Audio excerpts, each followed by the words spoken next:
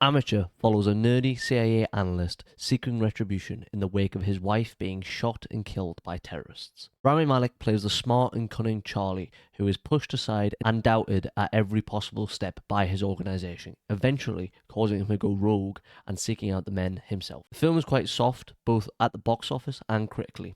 Currently, the film sits at just 64% with critics on Rotten Tomatoes. Commercially, the film is set to make $12 million in the opening week to 2 weeks against a $60 million budget. So with all that being said, where do I sit with this film? Let's get into this. If you jump really fast, you might survive the blast. Right! So, I think it's worth starting this video by acknowledging that if it had been a stronger week for cinema here in the UK, I wouldn't have seen this film at all. This is a generic genre film that doesn't really push the boat out in any great way, but unfortunately, I've committed on this channel to doing one review and one news video every week, and Warfare, unfortunately, is not out till next week, and Sinners is not out till next week. So we are all left with slim pickings here in the UK, and I've settled on this. There wasn't much else in the way of films, and ultimately, I settled on this because I really like Rami Malek. I really like Rami Malek, especially when he's playing the isolated loner sort of guy who you're like, oh, he's a bit weird, maybe even a bit creepy at times, but he's ultimately a nice guy who means no harm. And so him alone was enough to entice me into this film because he is better than a tropey genre film. That doesn't mean the film is better than that. That just means that he elevates this film. And then I'm just simply, like I'm a fly to shit when it comes to spy films. I'll watch like any of them, even if you tell me it's the worst thing ever. I'll still watch it, like just to see if you're wrong. And a lot of the times, the genre films in the spy sort of genre specifically are incredibly worn out and seen it all before. And this film, in many ways, falls into that category. Yet, as I say, Malek himself really is doing as much as he can to elevate this film from something that I would describe as pointless dross that no one should see because it doesn't do anything unique to actually being somewhat watchable when he's not on screen and when he isn't being given the screen time to really act his socks off in this film. That's when the film I think is quite boring. However, when particularly in the sort of, I would say, the opening 40-45 minutes, when the film is more focused on his sort of grief process, that is when the film is at its strongest, as he is learning that he isn't going to let this go and that he wants to commit to finding the men who've done this and bringing them to justice. Now, I was actually I wouldn't say excited, but I was pretty intrigued to see how the second half of the film would handle him going after these men. It was made, I think, brutally clear from the start of the film, yet for some reason, about 40-45 minutes into the film felt the need to make it quite clear this guy cannot shoot for shit. He isn't that guy. He's not good enough at that stuff. He needs to find other ways to bring these guys to justice and to kill them. And what he settles on is that he's actually quite good at making IEDs, which I thought was quite funny. essentially the CIA training a guy to like, oh, you're not like us, you can't be like us, you're shit at this. But bombs, improvised explosive devices, maybe you've got a future career in that line of work as a terrorist. I was quite excited to see how they would come up with some sort of interesting kills. Obviously, in the spy sort of genre, there is typical sort of kills that you will recognize that the genre films will go for a lot of the time. A chase scene that ends up like on a rooftop somewhere or like in a public place, and it's like, oh, it's a showdown, but everyone's watching, like that sort of thing. Um, and I found that this aspect of the movie was particularly disappointing to me because actually the first kill I thought was interesting until he backs out of it. It looks like he's going to kill the person using her allergies against her. He essentially locks her into a gas chamber and then fumigates it with pollen. I thought that was fascinating. And then he sort of doesn't commit to it fully and he backs out and lets her out, and then she's just like hit by a car and dies. I was sort of like disappointed by that, but I was like, okay, well, that's interesting. Let's see where they go from there. And then the second kill is the kill that was in the trailer, which is when he blows up a pool that is elevated by about 30 stories. That, again, I was like, that's pretty cool. That's pretty unique. And then he kills two more guys in the movie, and he kills both of them with an explosive device. And I was like, okay, well, there's nothing unique about this. And I actually felt like this film had a chance to be sort of a slasher in the way that, like a Scream or a Halloween as a slasher. I would actually compare it mostly to something like Halloween or maybe Friday the 13th, where it's what attracts you to the films is the uniqueness of the kills. It's how are they going to kill this person in a unique way, in a satisfying way, in a particularly gory way, but in a way where you go, oh, that's a really cool kill. So if you think Final Destination, even in movies like that. So when it just boils down to, oh, he just blows them up in a variety of ways, I was like, well, that's disappointing because there is a uniqueness in this film. There's an opportunity to go about killing these guys in particularly brutal, in a particularly brutal manner, especially because he is out for justice, and yet he never commits to that. He never really, seeks out sort of brutal ways to execute people. And I thought that was a pretty poor decision on the film's part. I thought that it was a missed opportunity for this film to sort of separate itself from the pack of typical genre films. And in my opinion, what this film really excels at is blending into the pack rather than separating itself when it has multiple opportunities to do so.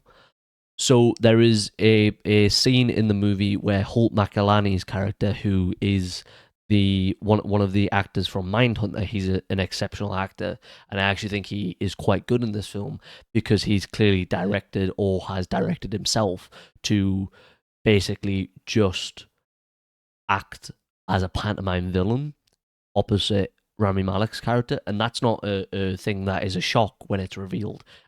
Even though it's very sort of weird in how it reveals it, there is a reveal at the end of the movie that he is working with the terrorists that killed Rami Malek's wife, but that is never actually sort of a thread in the movie. That's just sort of plopped in the middle of a news report. He plays that Panama villain so exceptionally just by just lowering the register of his voice very, very slightly to where it feels almost like he is playing a sort of satire of himself.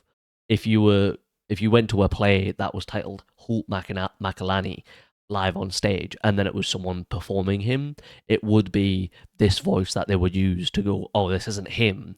We are merely satirizing him.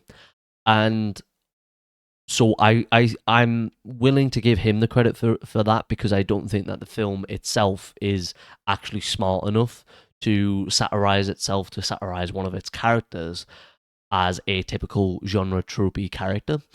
And so I thought he gave a pretty satisfying performance, but the way that his character has an opportunity in this film to sort of help separate this film from the rest of its genre is by, at one point, he makes fun of Rami Malek's character for wanting to essentially become a spy, and he says, "Oh, should we get you an Aston Martin? Should we get you a jetpack?"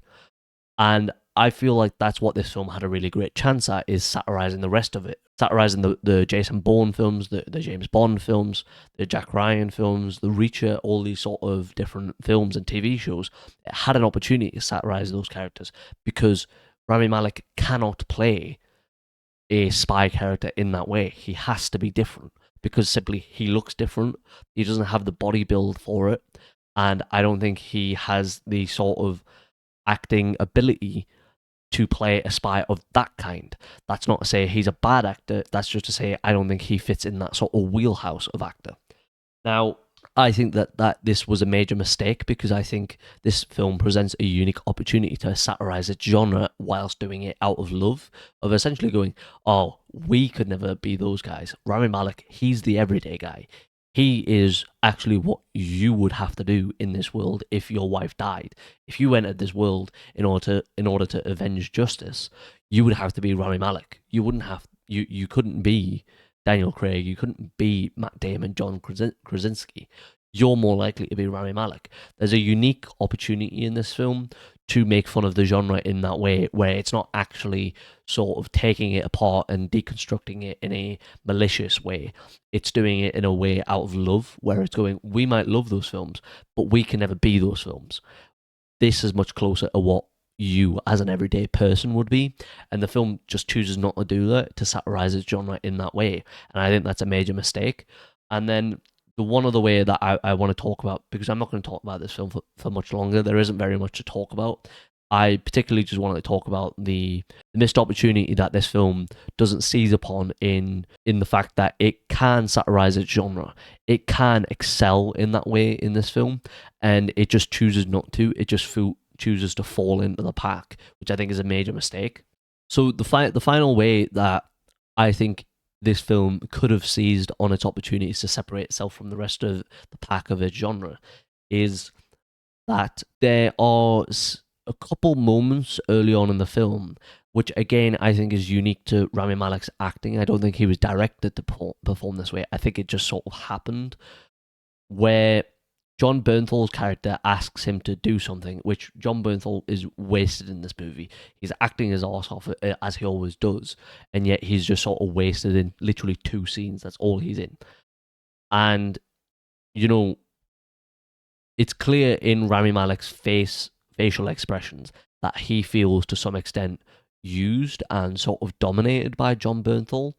And Rami Malek, after his wife dies, attends a therapy session where the therapist essentially theorizes or accuses Rami Malek of using his wife's death for his own sort of gain. And what I thought would have been so interesting in this film, again from that everyman aspect, is to explore, is he doing this for the sake of justice for his wife, or is he doing this because he doesn't want to fall into that sort of everyman that his entire life has been? He wants to be seen as more. He wants to do something that's adventurous. He wants to go on a great adventure.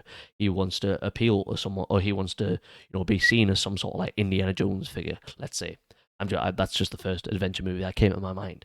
And I think there's such a unique opportunity in this film to explore that, because there isn't going to be many spy films that are like this.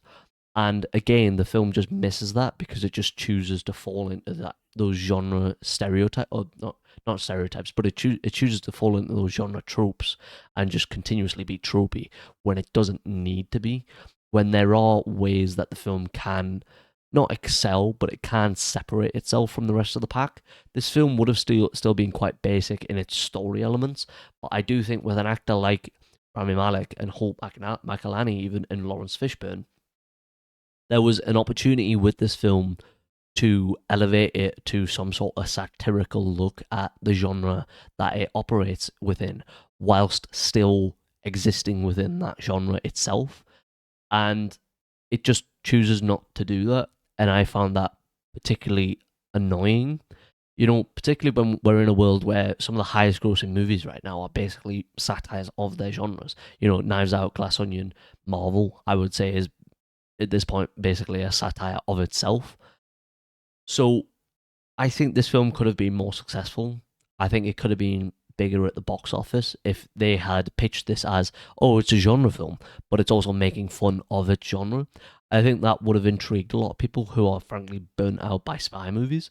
No one's going to see spy movies these days. It's basically just suckers like me who are like, great, Rami Malek in a spy movie. I wonder what that's going to fucking look. And then I come out of it going, yeah, well, he's good, but like, what else did you do? And I will say that I went into this film with no expectations. I went into this knowing that I had nothing else that I wanted to review this week, and as such, I was dead set on reviewing this purely for the sake of a video. That I'm not going to lie to you about that. That was my intention with this, and actually, I came out of this film being thoroughly disappointed because I think there was such a missed opportunity here that the film could have seized upon, and it's hard for me to look past that. It's hard for me to recommend this movie even because, as I said at the start, it goes from pointless dross to something manageable, and it's a passable movie. If you go to see this and there's nothing else on at the cinema, you're not gonna hate it. If you turn this on Netflix or Prime or whatever else it ends up on, you're not gonna hate it. But it also isn't really worth the time because of the missed opportunity, in my opinion.